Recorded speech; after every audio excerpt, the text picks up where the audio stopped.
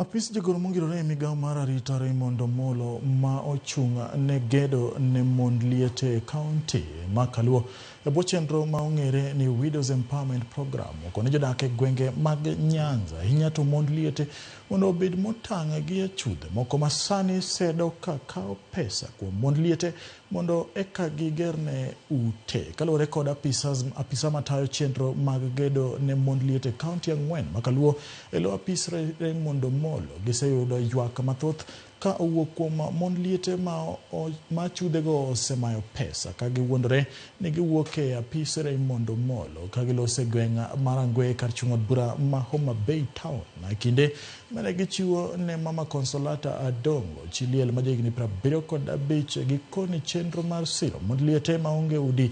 Raymond timo nono kendo onge pesa ma ichulo. Kaw pesa kuom mond liete gikon mond liete giwacho ni gibiro timo gima gibiro timo kama gibiro timo kama. Adangiso ng'ata mawinja kata manena sani. Those are con men and con ladies.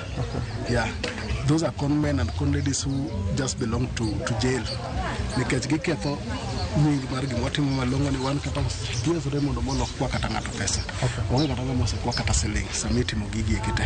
Ba ot manogerna kaka nenone oketho noti makata ka koth chwe to achunga bedo mana pi mol nyaka yot koro kuliere kata bende pi ukore gi blot onge kaka nindi koro kawuono ta paka duoko na Nyasaye kamano kawuono nyalo nindo kata koro koth chwe wada ka thuolo makane mondo agone pies mar kamano kabisa paro mond liete especially Mama Consolata mosebedo ka okodak maber nyaka ne chwore tho.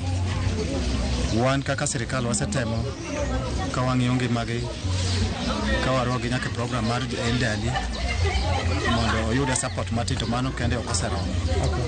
Koro miyo support ma PS otimo no moro kabisa kendo chuny mobedo godo no kwani mondo med extend ne mond liete mamoko.